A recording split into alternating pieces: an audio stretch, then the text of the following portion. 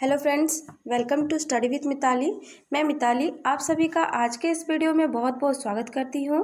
तो फ्रेंड्स, कैसे हैं आप सभी और कैसे चल रही है आप सभी की पढ़ाई।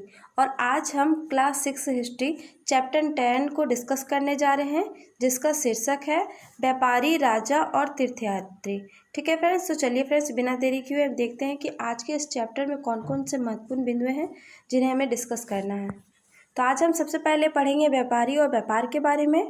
तो दक्षिण भारत सोना, मसाले, खास तौर पर काली मिर्च तथा कीमती पत्थरों के लिए प्रसिद्ध था। भारत का कौन सा क्षेत्र इन चीज़ों के लिए प्रसिद्ध था फ्रेंड्स? तो दक्षिण भारत। और किन किन चीज़ों के लिए? तो सोना, मसाले और ख़ास तौर पर काली मिर्च। इस काली मिर्च की रोमन साम्राज्य में इतनी मांग थी फ्रेंड्स कि इसे काला सोना भी कहा जाने लगा। यानी ये रोमन साम्राज्य वाले इस काली मिर्च की मांग की वजह से इसे काले सोने के नाम से भी बुलाते थे। व्यापारियों ने कई समुद्री रास्ते खोज निकाले थे। वे अफ्रीका या अरब के पूर्वी तट से इस उपमहाद्वीप के पश्चिमी तट पर पहुंचना चाहते थे, तो दक्षिणी और पश्चिमी मानसून के साथ यह चलना पसंद करते थे।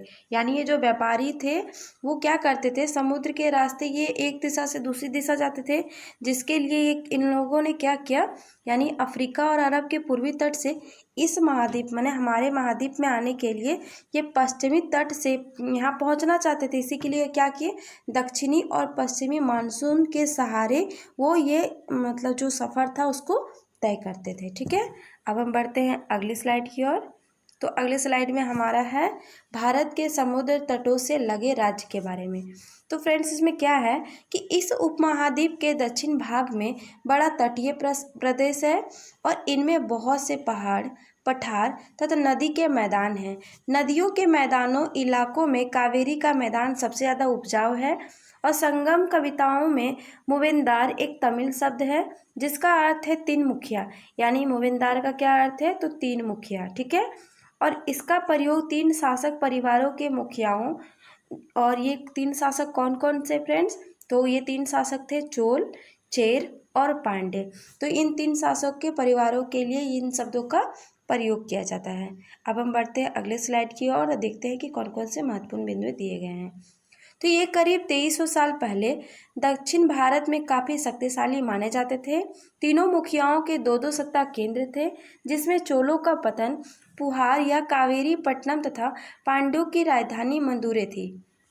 ये मुखिया लोगों से नियमित कर के बजाय उपहारों की मांग करते थे, तो कभी कभी ये सैनिक अभियानों पर भी निकल पड़ते थे और आसपास के इलाकों से शुल्क वसूल करा करते थे। यानी ये आसपास के इलाकों से शुल्क यानी कर ही ले, एक प्रकार का करी होगा, इसे करी कहेंगे, वसूल कर लेते थे। ठीक है, अब हम बढ़ते हैं अगली ओर और देखेंगे इसमें हम सातवाहन राजवंश के बारे में। तो इसके क्या थे, तो चोल, चेर और पांड्य वंश लगभग 200 वर्षों के बाद पश्चिम भारत में सातवाहन नामक राजवंश का प्रभाव बढ़ा। यानी इसके बाद ये जो पहले तीन वंश थे जिसे मूवेंदार की उपाधि दी जाती थी, यानी इन्हें कहा जाता था, तो उसके बाद क्या हुआ, तो सातवाहन का उदय हुआ। और यह लगभग कब हुआ था, तो इनके 200 वर्षों के बाद पश्चिमी भारत में। ठीक है, और इनका यहाँ प्रभाव पड़ गया था, यानी 2100 साल, आज से 2100 साल पहले। सातवाहनों का सबसे प्रमुख राजा गौतमी पुत्र श्री सातकर्णी था। इसके बारे में इसकी माँ गौतमी बल्लभश्री ने एक अभिलेख से इसकी जानकारी मिलती है। यानी सातकर्णी के बारे में हमें जानकारी कहाँ से मिलती है, तो इनकी जो माता हैं गौतमी बल्लभश्री, इनके द्वारा लिखी गई एक अभिलेख से। ठीक है, अब हम बढ़ेंगे आगे की ओर। तो सातकर्णी और अन्य सभी सातवाहन शासक दक्षिणापथ के स्वामी कहे जाते थे। यानी इन जो सातकर्णी यानी सातवाहन के जो शासक थे, इन्हें क्या कहा जाता था, तो इन्हें दक्षिणापथ के स्वामी कहा जाता था। और दक्षिणापथ का शाब्दिक अर्थ क्या है फ्रेंड्स, तो दक्षिण की ओर से जाने वाला रास्ता, यानी दक्षिण की ओर जाने वाला रास्ता, इसे ही दक्षिणापथ कहते हैं। पूरे दक्षिण क्षेत्र के लिए यही नाम प्रचलित था। और श्री सातकर्णी ने पूर्वी, पश्चिमी तथा दक्षिणी तटों पर अपनी सेनाएं भेजी थी। और इन सेनाओं के बाद ही ये जो रास्ता था ये बहुत ही ज़्यादा प्रसिद्ध हुआ था। अब हम पढ़ेंगे ऋषभ मार्ग के बारे में। तो रेशम मार्ग बनाने की तकनीकी का आविष्कार सबसे पहले चीन में करीब 7,000 साल पहले हुआ था।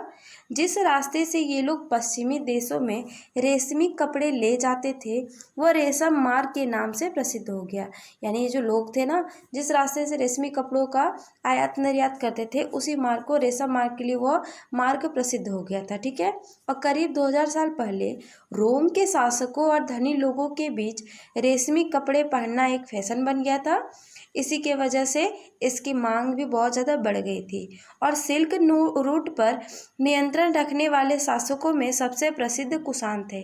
अगर आपसे पूछा जाए कि सिल्क रूट पर नियंत्रण रखने वाले सबसे जो प्रसिद्ध शासक थे वो कौन थे, तो आपका जवाब होगा कुषाण थे। ठीक है।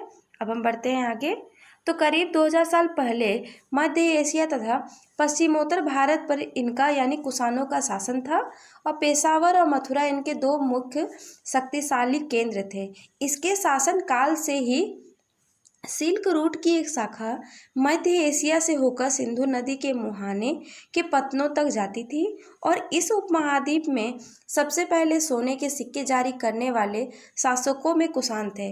यानी ये जो कुषाण थे ये बहुत ज़्यादा प्रसिद्ध थे। इन्होंने ही क्या किया था, तो सोने के सिक्कों को जारी किया था, जो सिल्क रूट पर यात्रा करने वाले व्यापारियों भी इनका उपयोग करते थे। ठीक है। अब हम बढ़ते हैं अगले स्लाइड्स की ओर, देखते हैं इसमें क्या है। तो इसमें सबसे पहले हम पढ़ेंगे अब बौद्ध धर्म के प्रसार के बारे में। तो कुषाणों का सबसे प्रसिद्ध राजा कौन था? कनिष्क था और इसने ही करीब 1900 साल पहले शासन किया था। कनिष्क ने एक बौद्ध परिषद का गठन किया था जिसमें विद्वान महत्वपूर्ण विषयों पर विचार विमर्श करते थे। फ्रेंड्स, यहाँ पे जो था परिषद होगा और यहाँ पे रप हो गया है, ये पर होगा। ठीक है। बुद्ध चरित यानी बुद्ध की जीवनी के रचनाकार कवि अश्वघोष थे और कनिष्क के यह दरबार में रहते थे। यानी अश्वघोष कौन थे? तो कनिष्क के दरबारी कवि थे। ठीक है।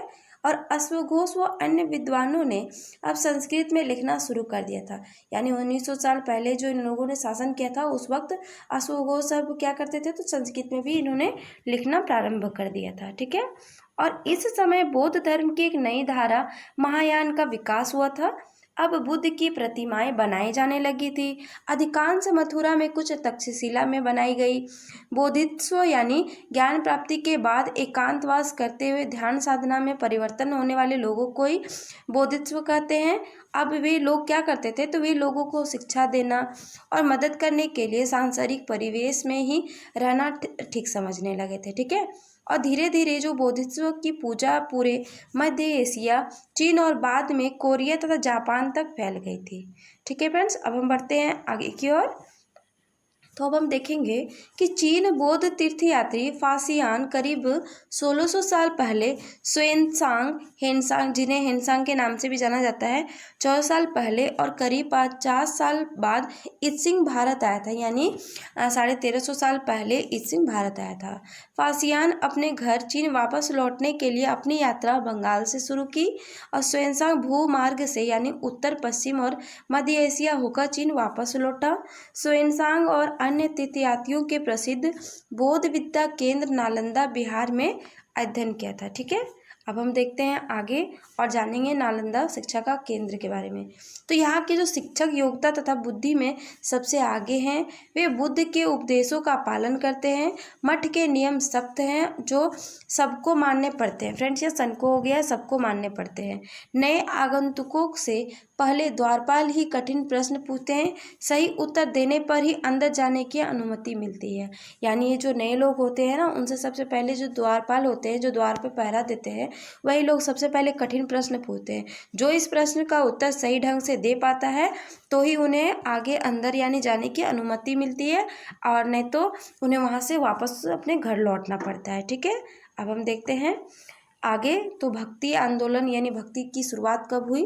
तो भक्ति भज शब्द से बना है जिसका अर्थ होता है विभाजित करना या हिस्सेदारी होता है। भक्ति भागवत ये भगवान के प्रति झुकाव है। भगवत का एक अर्थ यह भी है जो अपने ऐश्वर्य तथा सुख को भक्तों के साथ बांटता है। यानी भगवान अपने सुख और ऐश्वर्य को भक्तों के साथ बांटते हैं। भक्ति मार्ग की चर्चा हिंदुओं के पवित्र ग्रंथ भगवत गीता में की गई है। फ्रेंड्स, तो अब हम देखते हैं आगे। तो भगवत गीता महाभारत का एक बहुत ही महत्वपूर्ण अंग है।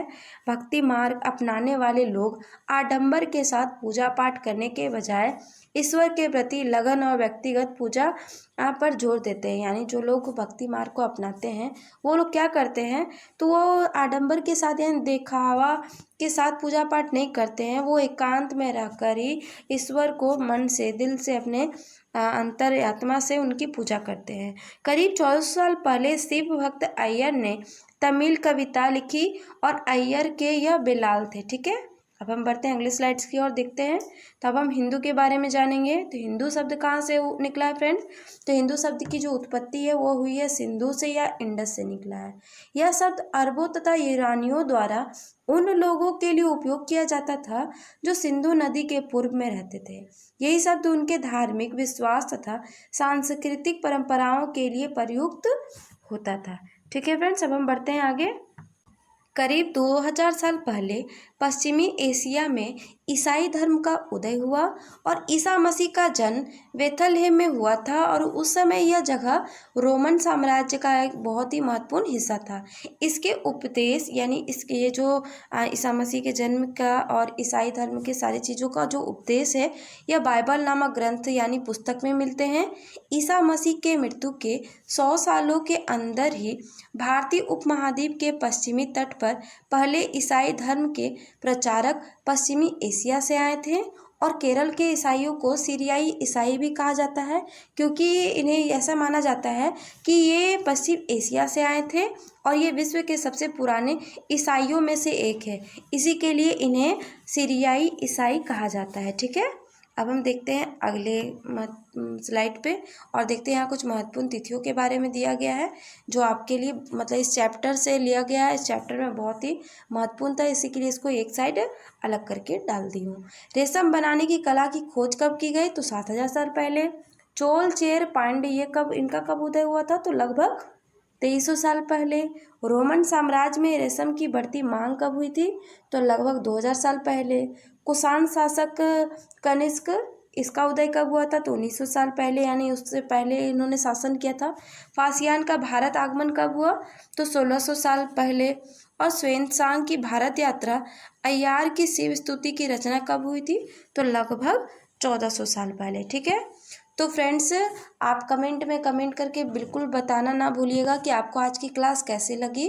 अगर आपको आज की क्लास अच्छी लगी है तो क्लास को लाइक कीजिए, ज़्यादा से ज़्यादा अपने दोस्तों के साथ शेयर कीजिए और हमारे साथ इसी तरह बने रहिए। अपना प्यार हमें ऐसे ही देते रहिए। ठीक है, तो thank you friends, thank you for watching.